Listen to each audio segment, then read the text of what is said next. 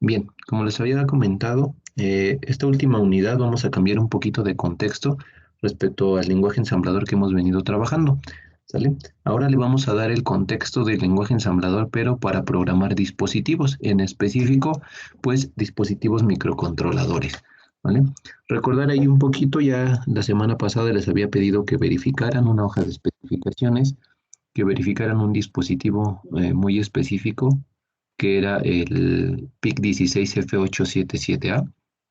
Y bueno, pues este era un dispositivo fabricado por Microchip. De igual forma, les pedí que instalaran algunos softwares que íbamos a estar utilizando. Por una parte, MPLAB ID, que nos iba a servir para programar los dispositivos, y por otra parte, Proteus, que nos iba a funcionar para hacer la simulación de estos dispositivos. ¿Vale? Les voy a compartir la pantalla. ¿Me pueden indicar cuando ya se visualice? Ya se ve. Correcto. Bien, aquí está un poquito del contexto de lo que hemos venido abordando en las sesiones anteriores. Si recuerdan, por ahí manejábamos un proceso de ensamblado, ligado y ejecución, que es lo que hemos estado replicando en cada una de las sesiones con los diferentes temas que fuimos abordando. Básicamente, bueno, pues se trata de esta parte, ¿no? Nosotros generamos el código fuente con una extensión .asm, codificando este programa básicamente a partir de instrucciones de el procesador Intel 8086, ¿vale? Una vez que generábamos nuestro código fuente con la extensión .asm, pues lo que desarrollábamos era nuestro ensamblado a partir del turboassembler, el famoso TASM, y lo que hacía, bueno, pues era traducir ese código fuente descrito en lenguaje ensamblador a un código objeto, ¿vale? Además de ese código objeto, nos estaba generando un listado de errores o de warnings, en dado caso de que existiera. Posterior a ello, bueno, pues aún no era posible ejecutar nuestro programa hasta que no desarrolláramos un proceso de ligado o de linked, y nosotros lo venimos desarrollando con T-Link, ¿vale? Una vez que desarrollamos ese ligado o ese linkeado, pues lo que se nos genera es un archivo .exe, que básicamente es nuestra aplicación, y también nos genera un archivo .map, que es el mapeo de la memoria al momento de que se cargue ese programa, ¿vale? Finalmente, bueno, pues realizamos nuestra ejecución a partir de una línea de comandos. Todo esto, bueno, lo tenemos nosotros ejecutándose bajo el contexto de DOSBox, porque está emulando la arquitectura del 8086. ¿Vale? Vamos a cambiar de contexto. Ahora, lo que estaríamos haciendo para microcontroladores sigue siendo una programación en lenguaje ensamblador. Se sigue generando un código fuente con extensión .asm, pero pues lo que va a cambiar es que ahora las instrucciones que yo manejo para desarrollar este código fuente ya no son las mismas que utilizaba para el Intel 8086. Como se pudieron percatar en la hoja de especificaciones que les comenté que revisaran, pues el conjunto de instrucciones está limitado, ¿no? Estamos hablando ahora de un nivel RISC, ¿vale? Son 35 instrucciones y bueno, pues tienen diferentes funcionalidades, y también se pudieron percatar que pues de alguna manera cambia parte de la arquitectura de ese dispositivo, ¿vale? Pero al final de cuentas sigue siendo una programación en lenguaje ensamblador. La extensión del archivo sigue siendo la misma, .asm, y posteriormente pues tengo que hacer el mismo proceso, ¿sale? ¿Qué va a cambiar? Pues por ahí el nombre del software que yo voy a estar utilizando. Ahora va a ser MPASM, ¿vale? Que lo incorpora el software que les pedí que instalaran. Nos va a seguir generando un código objeto. ¿Qué va a cambiar aquí? Pues a lo mejor la extensión ya no va a ser .obj, ahora va a ser .o, ¿vale? Pero sigue siendo mi archivo de tipo objeto, y también me va a estar generando un listado de errores, ¿vale? Una vez que yo tenga ese archivo o código objeto, pues tengo que hacer un linkeado también. Lo voy a hacer con un linkeador pues compatible con MPSM, que ya viene integrado también en el mismo software, y lo que me va a estar generando es una aplicación. Aquí sí viene un pequeño cambio, mira, ¿sale? La aplicación ya no es .exe, porque este es un programa ejecutable dentro de una línea de comandos para el caso de Windows. En el caso de los microcontroladores, se va a estar generando un archivo .exe hexadecimal, ¿vale? Este archivo yo lo voy a tener que grabar en el dispositivo en el cual quiero que se ejecute ese programa. En este caso, el microcontrolador que ya les especifiqué, el 16F877, ¿vale? Además de ello, bueno, pues me va a generar un archivo .map, El archivo .map sigue siendo la misma extensión, pero su contenido va a cambiar, ¿sale? Ahorita vamos a verificar qué es lo que está cambiando dentro de ese archivito. En esencia sigue ejecutándose el mismo proceso, ensamblado, ligado y ejecución, solamente, como les comenté, cambia un poquito el contexto de las instrucciones y al final de cuentas el contexto de la ejecución. Todo el resto del proceso sigue siendo idéntico. Se hace una traducción de un lenguaje de bajo nivel a un lenguaje máquina y posteriormente se tiene que ejecutar ese lenguaje máquina o esas instrucciones en lenguaje máquina, ¿vale? Ahora bien, respecto a la parte de la estructura del lenguaje ensamblador, sigue contemplando la misma estructura, contiene directivas, ¿sale? Cambian un poquito el contexto de las directivas o cambia las palabras reservadas que se utilizan como directivas, pero siguen siendo esta parte, ¿no? Preconfiguraciones que me permiten ejecutar posteriormente una serie de instrucciones.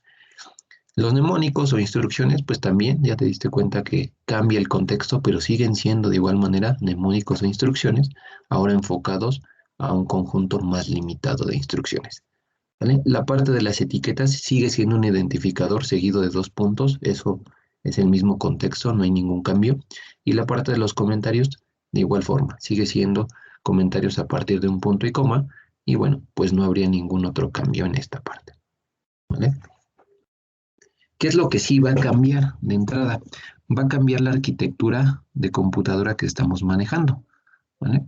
Hasta el momento hemos venido programando para una arquitectura von Neumann, donde yo tengo una memoria RAM que contiene el programa y los datos del programa, ¿vale?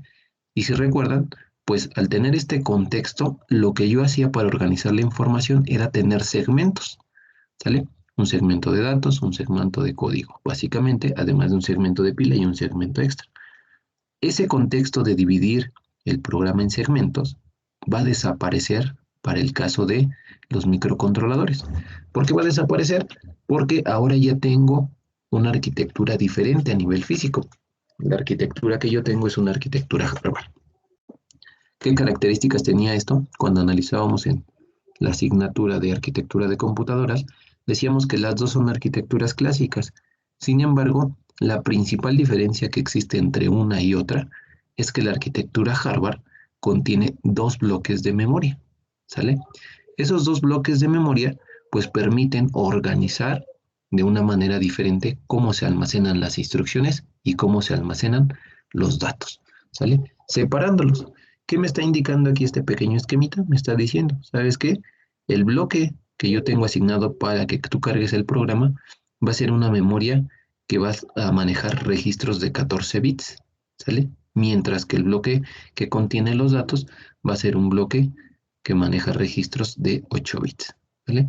Sigue existiendo esta parte de la unidad central de procesamiento, pero bueno, pues va a cambiar el nivel de microarquitectura que tiene. Cuando hablaba del Intel 8086, pues nos encontrábamos con registros de propósito general, registros de función específica y estaban perfectamente definidos. Para el caso de los registros de propósito general, pues tenía una X, un BX, CX, DX, ¿sale? Y tenía un SP, un BP, etcétera. ¿Vale? Para el caso de los de función específica, pues tenía un registro de segmento de código, un registro de segmento de datos, un registro de segmento extra, ¿sale? Un registro de segmento de pila, un apuntador de instrucción y demás. Para el caso de esta arquitectura Harvard, cambia ese contexto, ¿vale? Te voy a presentar un esquemita a bloques de cómo estaría estructurada ahora la microarquitectura de ese microcontrolador. Déjenme hacerle un poquito de zoom. Mira, ¿qué es lo que está cambiando? Si te puedes percatar, pues aquí se incorpora como parte de la arquitectura algo que se conoce como puertos. Puerto A, puerto B, puerto C, puerto D, hasta puerto N, dependiendo del dispositivo. ¿Qué son estos puertos? Al final de cuentas son entradas y salidas, tanto analógicas como digitales, ¿vale? Dependiendo de cada puerto, bueno, pues va a tener una funcionalidad muy específica. Pero bueno, al final de cuentas, la principal tarea que van a desempeñar es fungir como un medio para ingresar información a la computadora o un medio para extraer información de la computadora. Y si te puedes percatar, aparecen unas pequeñas flechitas, ¿sale? con flecha apuntando hacia los dos lugares. Eso me está indicando que es un bus de tipo bidireccional, es decir, el mismo pin o el mismo canal puede funcionar como una entrada bajo ciertas configuraciones o como una salida bajo la modificación de esas configuraciones, ¿vale? Entonces, esto es parte de lo que cambia dentro de la microarquitectura.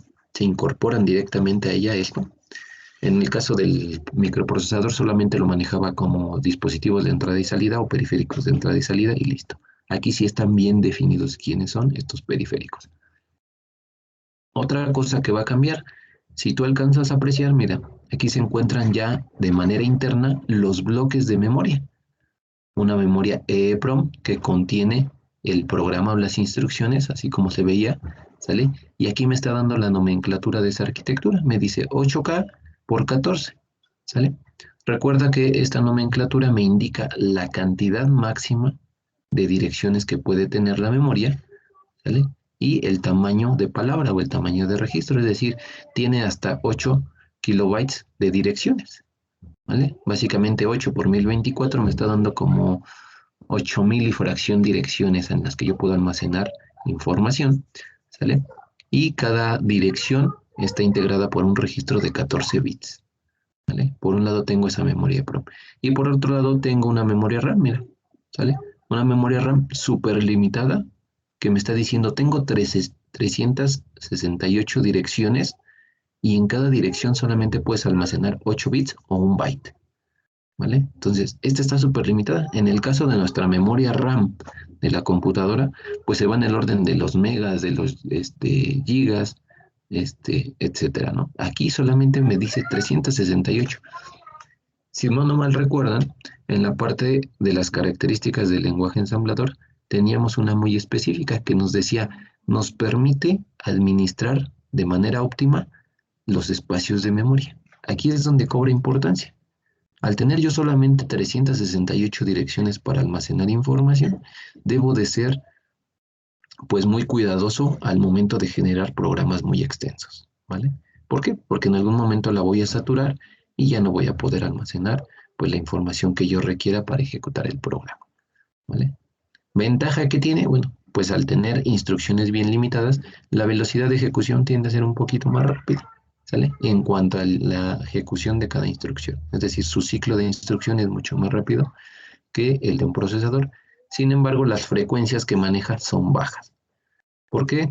Porque al final de cuentas, la funcionalidad de este tipo de dispositivos son tareas muy específicas, los famosos sistemas embebidos, ¿vale? Otra cosa que me puedo percatar al analizar este diagrama bloques de la microarquitectura es que por ningún lado existen los registros de segmentos, ¿vale? Y eso pues ya lo decíamos, ¿no? Al momento de que cambie la arquitectura, yo ya no tengo que manejar segmento de datos, segmento de pila, segmento de código. Automáticamente la organización de las memorias me permite de manera, por default, hacer esa distribución de la información, ¿vale? Entonces, desaparecen esos registros de segmento de datos. Desaparecen los registros de propósito general, AX, BX, CX, DX. ¿Qué se incorpora? Se incorpora un registro status, mira, este que aparece por aquí, ¿vale? Se incorpora un registro W que está acá, ¿sale? Y se incorpora un registro FSR, ¿vale? Son los registros que llego a tener de manera más funcional o a los que hago más referencia. Por aquí estos de acá, puerto A, puerto B, puerto C, también son registros. Sin embargo, bueno, no son registros que me permitan controlar la funcionalidad de la máquina. Aquí sí, el registro status es como si fuera el registro de estado o el registro de bandera. Contiene ciertas configuraciones para que yo pueda manipular todo esto de aquí, ¿vale? Sigue teniendo una ALU, porque sigue siendo una computadora limitada, pero sigue siendo una computadora. Sigue teniendo multiplexores de multiplexores, ¿sale? Sigue teniendo un nivel de pila, mira, pero bien específico, de 13 bits, ¿vale?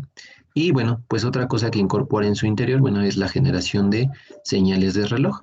Por ahí tengo algunas como un oscilador, ¿sale? Tengo algunas otras como un watchdog, ¿sale? Este watchdog es un pequeño temporizador que está analizando la ejecución del programa y si llegase a existir algún error, pues resetear el programa, ¿sale? Por eso se llama Watchdog, es un perro guardiano, está verificando cómo está funcionando tu computadora o tu microcontrolador y pues posteriormente, si existiera algún detalle, pues lanzaría ahí el error y reiniciaría el programa, ¿vale? ¿Qué otra cosa tengo? Bueno, pues tengo algunos bloquecitos muy específicos, ¿sale? Tengo bloquecitos que me van a permitir manejar algo que se llama timers, ¿sale? Estos timers son contadores básicamente, pequeños registros que me permiten llevar el conteo 1, 2, 3, 4, 5, 6, 7, 8, etcétera, para poder generar señales digitales o analógicas.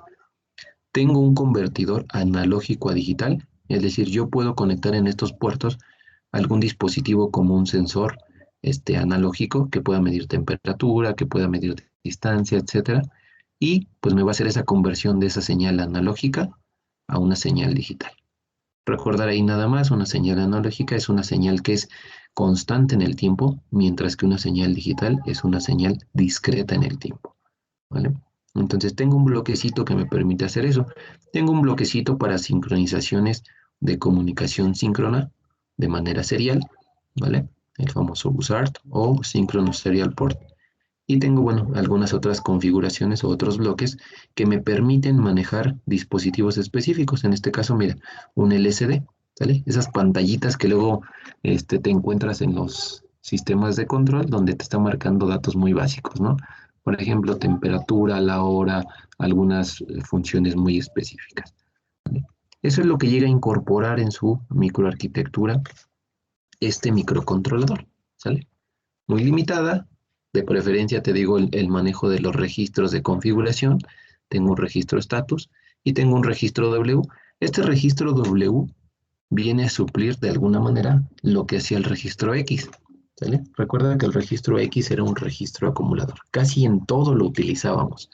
Pues aquí, para el caso del microcontrolador, ocurre lo mismo. Dice, no tengo a X, pero tengo a W, ¿sale? Y también funciona como un registro acumulador, ¿vale? Te permite hacer ciertas configuraciones, te permite recibir información para operaciones aritméticas, para operaciones lógicas, te permite recibir información que posteriormente se puede transferir a cualquiera de los puertos, etcétera, ¿vale? Y aquí podemos ver, ¿no?, los buses de interconexión. Mira, todos los puertos están conectados con toda esta parte, ¿sale? Y también con todos estos bloquecitos, ¿vale? Entonces, ahora vamos a estar trabajando entonces sobre esta parte de aquí. ¿Qué necesito entonces? Pues empezar a analizar de alguna manera pues este registro estatus, porque es uno de los registros principales. Y bueno, pues eso es lo que viene aquí, mira, ¿vale? ¿Qué es lo que está ocurriendo con ese registro estatus? Dice, básicamente ese registro estatus tiene esta estructura, ¿sale? Es un espacio de almacenamiento limitado, de alta velocidad, al igual que los registros de un microprocesador. Pero bueno, pues aquí tiene otra característica. Dice, además de ser identificado por un nombre, se llama status, ¿sale? Puedo acceder a él a partir o a nivel de bits, ¿vale?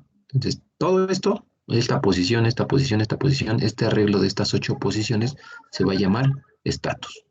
Y además, dice, puedes acceder a cada bit a partir de su índice, es decir, el bit 0, el bit 1, 2, 3, 4, 5, 6, hasta el bit 7, o puedes acceder a cada bit a partir de un nombre muy específico, ¿vale? En este caso, por ejemplo, el bit 0 hace referencia a un carry, a un acarreo, y aquí me da la descripción, mira, ¿sale? Bit 0, carry borrow, ¿sale? Dice, es un bit que funciona básicamente para funciones como el ADD-WF, ¿sale? Es decir, sumar el valor de un registro a W, ¿sale? ADD-LW, sumar el valor de una literal a W, ¿sale? Aquí viene la de subtracción o restas. Y bueno, pues básicamente para esas instrucciones funcionaría. Si tú desarrollas una operación de suma o de resta y se genera un acarreo, pues este es un bit que se va a estar activando o desactivando. Y me da la especificación, dice, se pone en 1 cuando existe un acarreo de salida, ¿sale? Si no existe un acarreo de salida después de la operación, pues se queda en 0. Te digo, es básicamente un registro de estado o de bandera, ¿no? Entonces, puedo acceder a este espacio para almacenar la información o para leer la información mediante el bit 0 o mediante su, si lo quieres ver así, es un seudónimo o un apodo la letra C, básicamente. El DC es como si fuera un registro auxiliar, ¿vale? Y aquí dice digit carry, ¿vale? Entonces, recuerda que, por ejemplo, en el caso del microprocesador Intel 8086 teníamos un registro auxiliar, pues aquí el DC funge con esa función. Tengo el registro, el bit Z, que sigue funcionando al igual que en el microprocesador, como una bandera de cuando se genera como resultado un 0 después de una operación aritmética o lógica. Y aquí me lo dice, ¿vale? Si el resultado de una operación aritmética o lógica es 0, se coloca en 1 o se prende básicamente. Si no existe, está en 0, ¿vale? Tengo algunos otros bits que me van a permitir hacer básicamente eh, despertar mediante una señal de clear o una señal de sleep cuando algún programa se bloquea. Y bueno, tengo otro para hacer un time out, ¿sale? Que es como un descanso básicamente, ¿sale? Un tiempo fuera. Y bueno, estas de aquí ahorita no me interesan tanto, no las voy a trabajar. Los que me interesan de este registro status van a ser desde la posición 5 hasta la posición 7. ¿Por qué me interesan? Porque esto me va a permitir empezar a manipular la memoria del dispositivo. Recuerda que todo programa se tiene que cargar en memoria, entonces todo se convierte en direcciones de memoria. Por eso necesito empezar a verificar cómo está organizada la memoria del dispositivo y cómo moverme en esa memoria, ¿vale? Entonces, aquí viene un registro que se llama RP0 o el bit 5 y RP1 o el bit 6, ¿vale? Y aquí me lo pone, mira, bit 6 y 5, RP1 y RP0. Y me dice dentro de la descripción, dice, son bits para la selección de un banco de registros, ¿vale? Dice, son usados para direccionar básicamente. ¿Qué voy a direccionar? Pues una ubicación de un banco. Ahora, ¿qué son estos bancos? Toda la memoria de mi dispositivo está organizada de esta manera, ¿sale? Todo el recuadro punteado es la memoria. Y dice, esta memoria, pues a nivel físico no quiere decir que es un solo bloque. Son varios circuititos, ¿sale? Y a cada circuitito le voy a poner un nombre. Uno se va a llamar banco 1, otro se va a llamar banco 0, banco 1, banco 2, banco 3, ¿vale? ¿Y qué es lo que contienen estos bancos o estos pequeños circuitos de memoria? Pues contienen direcciones como tal. Mira, aquí está. Dice, en el caso del banco 0, contiene desde la dirección 00H hasta la dirección 7FH. Si yo hago la conversión a decimal, me está hablando de un segmento de memoria de 128 bytes, ¿vale? Ahora, ¿qué ocurre con estos? Dice, los primeros 32 bytes o las primeras 32 direcciones que están aquí, desde la 00H hasta la 1FH, ya tienen una función definida. Entonces sigo teniendo registros de función específica, ¿vale? Pero aquí se llaman de esta manera, mira. Ahí tengo un registro de función específica que se llama INDF, uno que se llama DMR0, sale uno que se llama PLC, uno que se llama status, uno que se llama FR, uno que se va a llamar puerto A, puerto B, puerto C, puerto D, puerto E, etcétera, ¿vale? Si te das cuenta, estos nombres de los registros tienen mucho que ver con la parte de la microarquitectura, mira. Aquí tengo un puerto A, ¿sale? Entonces, para poder manipular este puerto A, yo tengo que trabajar con un registro de configuración. Y ese registro de configuración, pues aquí se encuentra, mira, puerto A, ¿sale? En la dirección 05 del banco 0.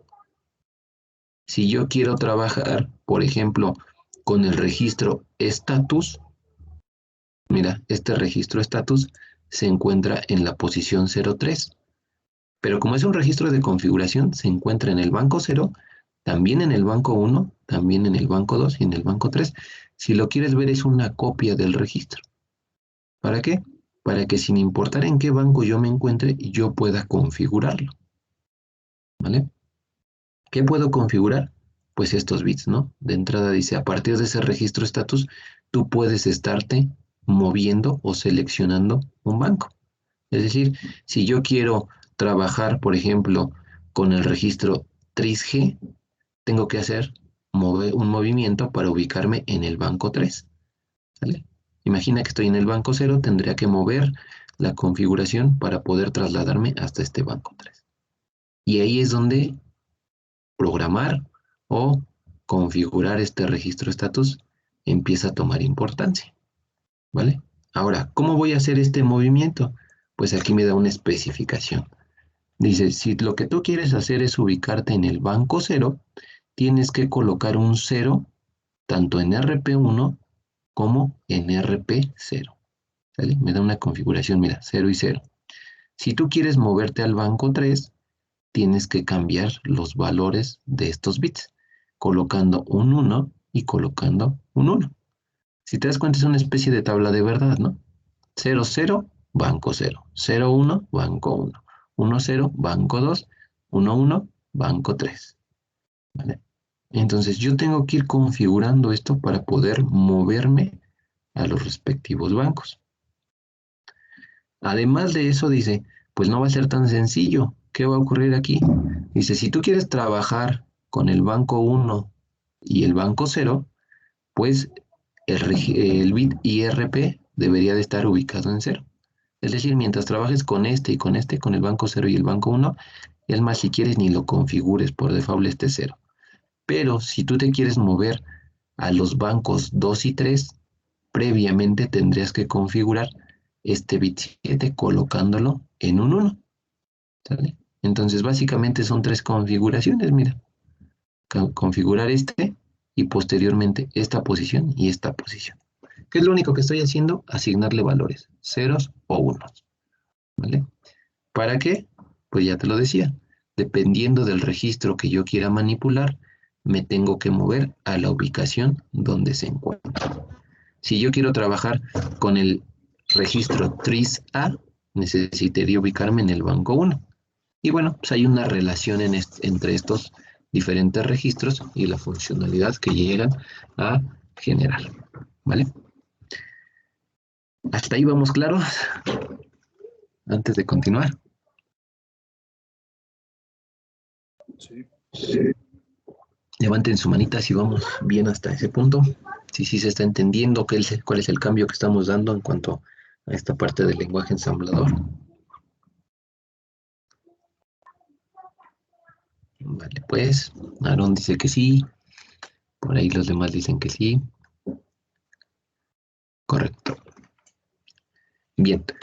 Todo esto que te estoy comentando pues, es la teoría para que posteriormente podamos desarrollar esta parte de las prácticas, ¿vale? Entonces, ahora, ¿qué va a estar ocurriendo además de ello? Bueno, pues yo ya sé que tengo que configurar este registro para poder ubicarme en los diferentes bancos de memoria y poder hacer las configuraciones de los diferentes registros. Ahora, ¿por qué quiero configurar estos registros? Como ya te lo decía, cada uno de estos registros está asociado a una parte física, ¿vale? Una parte de hardware del dispositivo, ¿vale? Entonces, a partir de que yo configure o no configure esos registros, voy a poder hacer ciertas funciones. Vamos a empezar por hacer funciones bien básicas. Por ejemplo, encender y apagar un LED, mandar una salida en 1 o en 0, ¿vale? Es un movimiento binario o digital de alguna manera. ¿Sale? ¿Qué otra cosa voy a empezar a hacer? Bueno, pues poder recibir también como entrada un 1 o un 0. A partir de ello, yo ya puedo hacer algunas funcionalidades muy específicas con el dispositivo. ¿Sale? Entonces, como yo ya sé que tengo que configurar esos puertos, que tengo que configurar registros, pues ahora, ¿cómo le voy a hacer? Dice, lo que tienes que hacer es colocar ceros y unos, ¿sale? Básicamente como si tuvieras tu deep switch ahí en tu simulación en Proteus y le estás mandando 1 o 0. Nada más que ahora no se lo vas a mandar de manera física con un deep switch. Se lo tienes que mandar mediante una instrucción, ¿sale? Y pues ahí es donde cobra importancia el conjunto de instrucciones que reconoce mi dispositivo. De entrada, bueno, pues también fue algo que te pedí que analizaras y pues a grandes rasgos es esta pequeña tablita que tenemos aquí, ¿vale? ¿Qué es lo que me está mostrando? Dice, mi dispositivo, mi microcontrolador o PIC 16F877 tiene 35 instrucciones, ¿vale? Solamente reconoce esas 35 instrucciones, esas 35 órdenes que tú le puedes dar. ¿Cómo las puedes reconocer? Dice, pues las tengo de alguna manera organizadas o clasificadas. Dice, pueden ser que me permitan manejar un byte, es decir, 8 bits, ¿sale? O puede ser que me permitan manejar de manera independiente cada bit de un registro, ¿sale? O puede ser que me permitan manejar valores de una literal o una variable y controlar operaciones. Entonces, esas son las tres clasificaciones que tengo en cuanto a las instrucciones. Te decía, es la analogía como en el caso del microprocesador, pues tenía instrucciones orientadas a la transferencia de datos, orientadas al control de ciclos numéricos, etc. Aquí las tengo clasificadas nada más en estas tres posiciones. Y vienen algunas funcionalidades, ¿no? Me dice cuál es el mnemónico que voy a estar utilizando, me da una pequeña descripción y, bueno, pues en la descripción me indica la funcionalidad. Por ejemplo, aquí me dice, si tú quisieras hacer una suma al registro W, lo que tienes que hacer es utilizar el mnemónico ADDWF. Dice, va a recibir en F, pues básicamente el registro a donde quieres mandar la información, ¿sale? Y pues aquí lo que vas a mandar es un dato, ¿sale? ¿Qué va a ocurrir con ese registro en el que tú mandes la información? Dice, se lo va a sumar al registro W. ¿Quién es el registro W? Pues ya lo teníamos por aquí, ¿no? Es un registro acumulador, ¿vale? Entonces, va a utilizar cualquier registro que tú tengas acá en la memoria, en la RAM o en la EPROM, y lo va a sumar forzosamente con lo que tenga el registro W, ¿vale? Después viene otra instrucción como AND, ¿sale? Para hacer una operación lógica. Viene una instrucción CLRF que dice, pues permite limpiar un registro, es decir, colocarlo todo en cero. ¿Recuerdas que hacíamos una función que era como el XOR? XOR AX, X, y hacía la limpieza del registro. Pues aquí este es el equivalente. CLRF, ¿sale? Limpia un registro. ¿Qué registro quiero limpiar? Si tuviera un registro denominado X, lo limpiaba, ¿no? Si tengo el registro W, lo limpia, etcétera. ¿Sale? Aquí viene, mira, CLRW, nada más mandas esta instrucción sin recibir parámetros y listo. ¿Sale? Vienen algunas para decrementar, incrementar, que vamos a estar utilizando también. Y vienen algunas otras, mira, mover un valor, ¿no? Mover un valor a F, mover un valor a un registro, y luego mover, ¿sale? WF. Básicamente tú le indicas el registro que quieres mover a W. Y bueno, pues algunas de estas las vamos a empezar a manejar por ahí. Les voy a agregar unos videos de apoyo para que realicen una práctica y ahí les voy explicando cómo funcionan. Ahorita las que quiero que comencemos a manipular son estas, mira, orientadas a bits, porque como te dije, en el registro status yo tengo que manipular este bit o este bit o este bit, ¿vale? Entonces, como necesito manipular bits, pues las instrucciones que me son funcionales van a ser estas. Y a nivel de bits, pues solamente quiero colocar o ceros o unos, ¿sale? Y aquí me dice, mira, tengo una instrucción que se llama BCF. Dice, si lo que tú quieres hacer es colocar en determinado bit un cero, pues lo que me tienes que indicar es el nombre del registro con el que vas a trabajar y la posición, ¿sale? Del bit con el que quieres colocar el cero. Entonces, este BCF me va a permitir hacer eso, ¿vale? Si yo quisiera configurar RP en su posición 1 como un 0, pues le tendría que decir BCF, ¿sale? Coloca en 0 del registro status en la posición RP1, ¿sale? Con el nombre, o en su defecto lo equivalente sería BCF status, coma, RP1, ya sea que acceda por el índice o por el nombre, ¿vale? Esa instruccióncita que tengo aquí me permitiría colocar ceros. Si yo lo que quiero es colocar un 1, entonces cambiaré ahí un poquito el contexto de la instrucción o del mnemónico y en lugar de BCF ahora sería BSF. Dice bit set, ¿sale? Establecer en 1 el bit del registro que tú me estés indicando, ¿sale? De esta manera yo puedo colocar ceros y unos, como si tuviera mi deep switch, ¿no? A nivel físico. Entonces 0 con BCF, 1 con BSF. Ahora, dice, si en lugar de mandar información como salida, tú quisieras leer información de entrada y quisieras validar que existe un por ejemplo, un 1 o un 0, pues voy a tener estas condiciones. Mira, BTFS C dice bit test F skip if clear, ¿sale? Entonces dice, verifica la entrada. Si la entrada contiene un 0, entonces saltas una instrucción, ¿sale? ¿Para qué saltas una instrucción? Pues para desarrollar una subrutina que tengas bien definida, ¿sale? Con esta estoy validando básicamente, ¿el switch está apagado o está encendido? ¿Vale? Y luego la otra, BTFSS, con esta verifico que forzosamente el switch esté encendido, ¿sale? Es decir, tenga un 1. Con una verifico que exista un 0 en la entrada y con la otra verifico que exista un 1 en la entrada, ¿sale? Y bueno, pues aparte de estas, por ahí vamos a estar manejando algunas instrucciones de control, por ejemplo el call, que nos permite llamar subrutinas, o el goto, que nos permite dirigirnos a una subrutina. Este goto es como el jump, ¿sale? Brincar, nada más que aquí es ir a una dirección. ¿Cuál es la dirección? Pues una etiqueta que tú definas, ¿sale? El call, pues ya sabes que llama una subrutina, también invoca a una pequeña etiqueta que tú hayas definido. Y bueno, pues recuerda que uno lo hace a nivel de pila y el otro simplemente hace un salto directo, ¿vale? Tengo por ahí algunas instrucciones también como el return, tengo algunas instrucciones como el sleep que básicamente pone en standby el dispositivo, ¿sale? Tengo instrucciones como el sort, ¿sale? And, etcétera, ¿vale? Entonces, este es el contexto de lo que tenemos para comenzar a programar el lenguaje ensamblador para microcontrolador. Ahora, una vez que hemos analizado esta información, pues bueno, ¿cómo empiezo a trabajar con ello?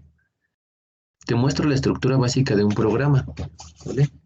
La estructura básica va a cambiar un poquito de contexto.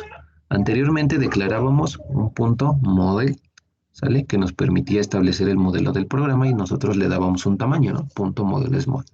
Con eso ya apartaba un espacio de memoria, ¿sale? Aquí no es necesario apartar un espacio de memoria porque la memoria está bien pequeñita y solamente me permite cargar un programa a la vez. Entonces eso desaparece.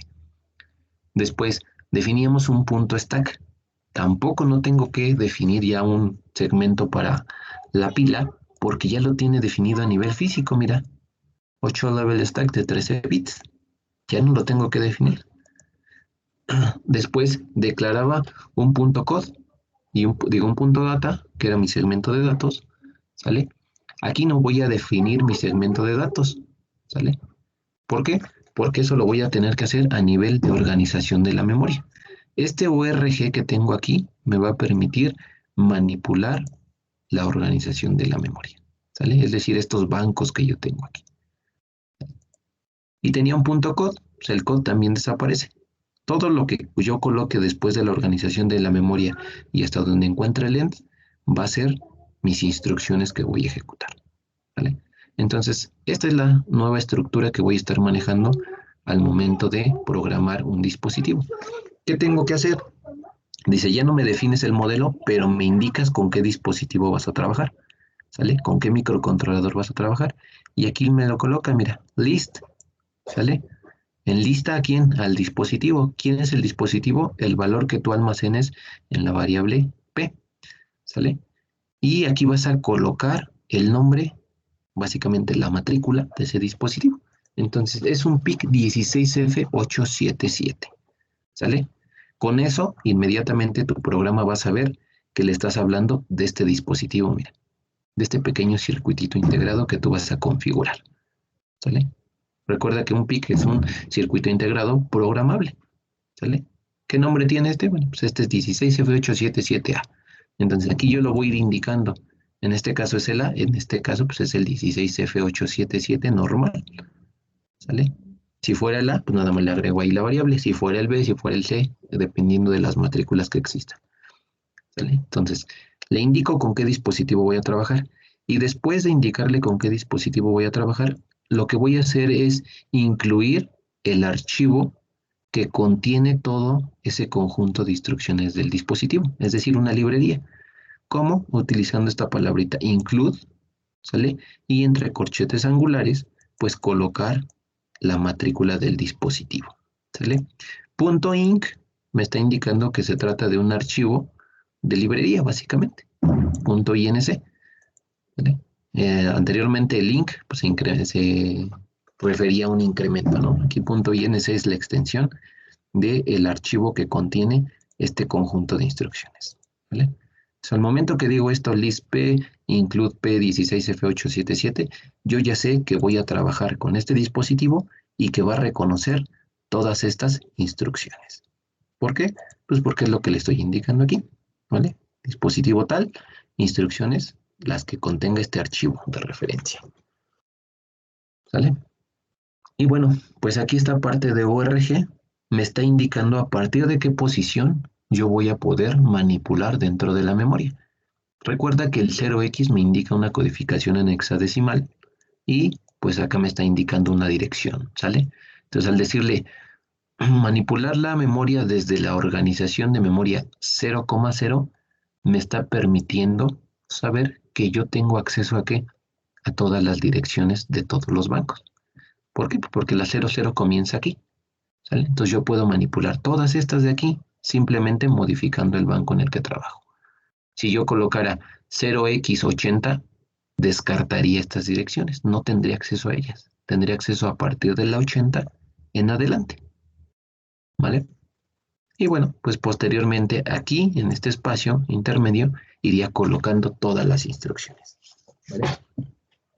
Aquí ya un pequeño ejemplito de cómo empezaría a codificar algunas líneas de instrucción dentro de este programa básico, ¿vale? Mira, si te das cuenta que ya está haciendo referencia a una instrucción, ¿sale? El mnemónico es CLRF, ¿sale? CLRF pues es una instrucción que está aquí, mira. CLRF dice recibe un parámetro que es F. F hace referencia a un registro. Entonces me está diciendo CLRF, el parámetro es status. Y aquí me está diciendo limpia status register del bank 0. ¿Sale? Entonces, aquí hace básicamente colocar en 0 todo el registro status. Al colocar en 0 todo el registro status, pues básicamente lo que hizo fue 0, 0, 0, 0, 0, 0, 0, todo lo puso en 0. Y al momento que el CPU lee esta configuración, me está diciendo, ok, si RP0 quiere decir que va a trabajar con el banco 0 o el banco 1. Si RP1 y RP0 ambos son ceros, quiere decir que está ubicándose en el banco 0. ¿Vale? Desde ahí ya le di una configuración, mira, CLRF status y dice clear status register y básicamente la acción que va a generar es ubicarte en el banco 0. ¿Vale? Después dice, si me quiero mover al banco 1, pues lo que tengo que hacer es cambiar la configuración del bit RP0 y le coloca BSF. Recuerda que BSF es bit set file, es decir, colocar en 1, ¿sale? El bit RP0 del registro status, ¿sale? Entonces viene aquí y coloca un 1. Este estaba en 0 y aquí colocó un 1. Cuando coloca ese 0, 0, 1, dice, me voy a mover al banco 1. ¿Vale? Eso es lo que me está indicando aquí. ¿Sale? Después, si yo me quiero ir al banco 0, dice bit clear file, cambia este valor y lo coloca en 0. Y después, pues ya puedo empezar a hacer todas las instrucciones que yo ya quiera.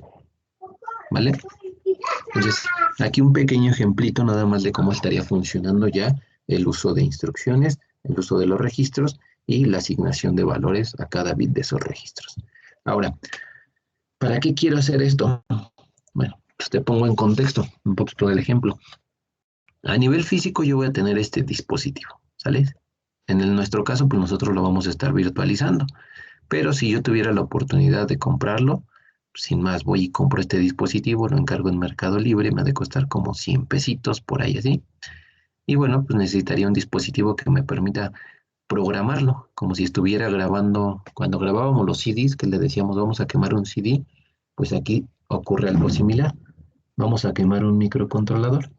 Hay un dispositivo que me permite transferir la información vía USB y grabarla en la memoria de este dispositivo. Ese dispositivo se llama programador, ¿vale?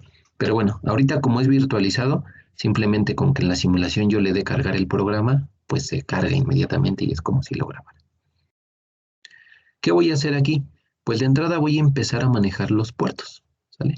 Un puerto es básicamente un conjunto de patitas o de pines. Mira, aquí te estoy indicando. El puerto N, ¿sale? Se ubica en la patita 1, en la patita 2, en la patita 3. Es decir, están conectados cada espacio de ese registro a una patita, ¿vale? Bueno, aquí lo que te quiero dar a entender es que no precisamente tienen que ser contiguos. Aquí sí va 1, 2, 3. Y después se salta, mira. Por ejemplo, esta patita de aquí está en el pin físico 8 y esta patita de acá está en el pin físico 13. ¿Sale? Como cuando manejaban sus compuertitas y llegaron a comprar sus circuitos, pues te dabas cuenta que tenía una compuerta AND, un circuito para una compuerta AND más 0,8, pues tenía en su interior varias compuertitas, ¿no? Entonces aquí ocurre algo muy similar. Ahora, dice, si yo voy a manejar los puertos, estos puertos dijimos que pueden funcionar de dos maneras, como una entrada de información o como una salida de información. Lo primero que voy a hacer es manejarlos como una salida de información, ¿vale? ¿Qué va a mandar en esa salida? Pues simplemente ceros y unos. A nivel físico, pues lo que puedo conectar con esos ceros y unos ya podría ser un pequeño LED, ¿sale? Un LED que esté encendiendo y apagando. Con cierta funcionalidad podría ser, o simplemente que encienda y apague, ¿sale? Ahora, te pongo aquí como ejemplito esta parte de estas series de LED que venden, que son muy comerciales hoy en día, que incluso es como las series navideñas, porque básicamente estos dispositivos traen un controlador, una cajita, ¿sale? Que se conecta a esto. Y a partir de esa cajita tú le estás mandando ciertas configuraciones para que puedan encender de determinado color, puedan apagarse, atenuarse, puedan hacer rutinas muy específicas, ¿sale? Normalmente cuando es Navidad, pues tú compras tu serie navideña y trae una cajita ahí con un solo botoncito.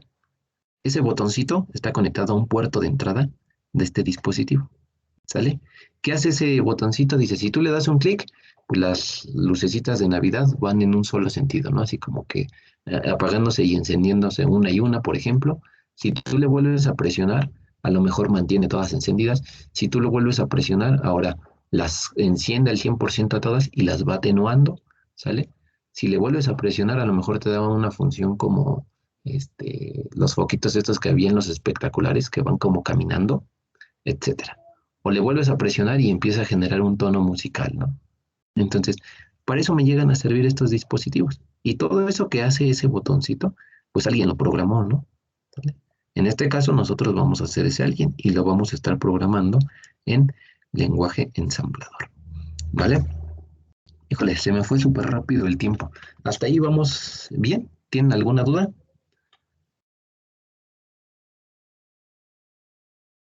No.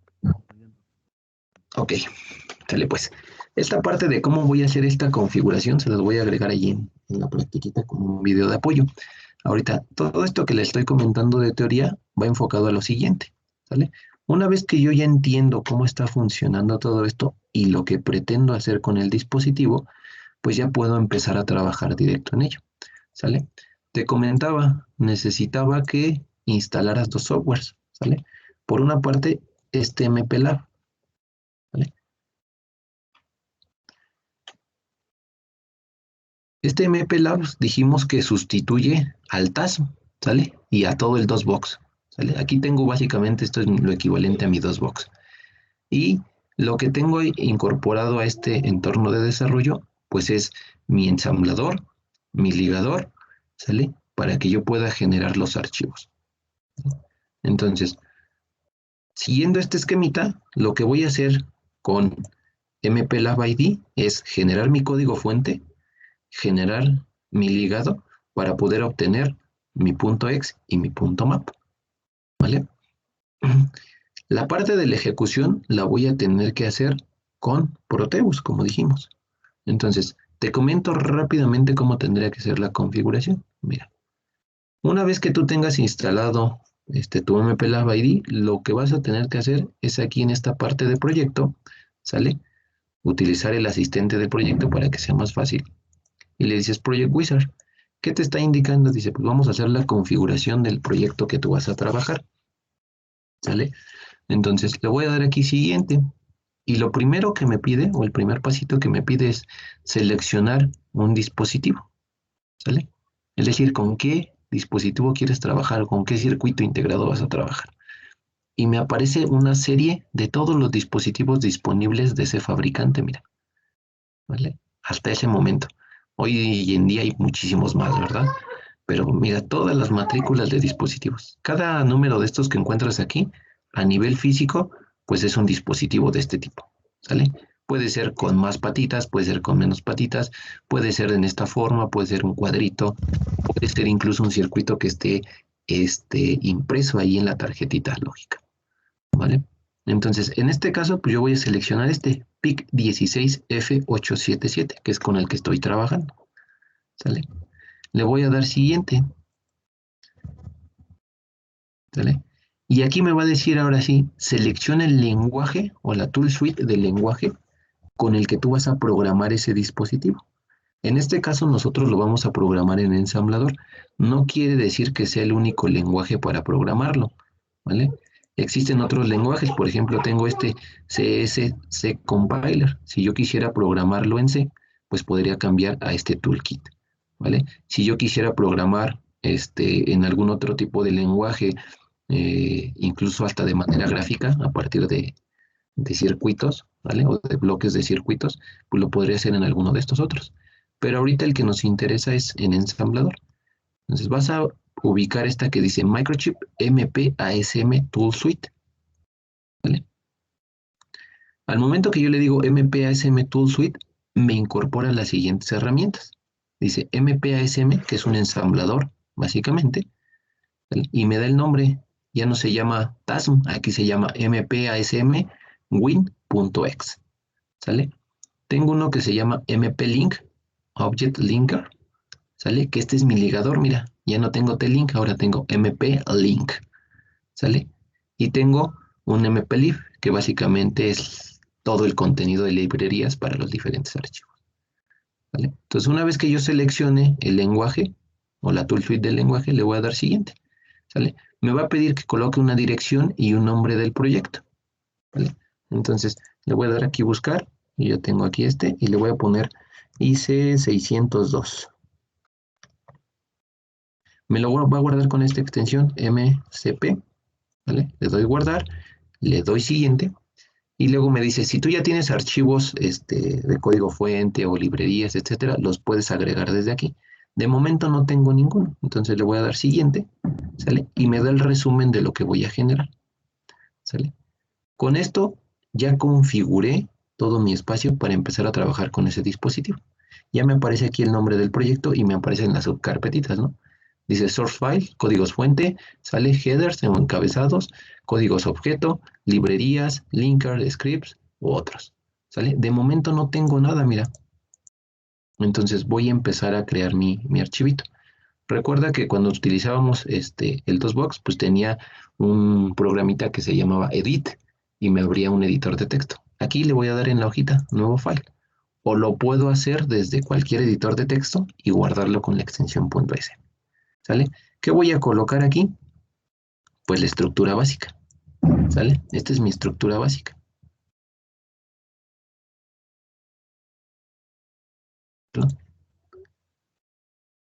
Y ahí me lo está marcando. ¿Qué tengo que hacer? Pues guardar el archivito. ¿Sale? Entonces le voy a dar save. Y ahí ya le voy a colocar el nombre y me dice qué tipo de archivo es, un .asm, un .as, un .inc. Pues es un código fuente, ¿no? Entonces va a ser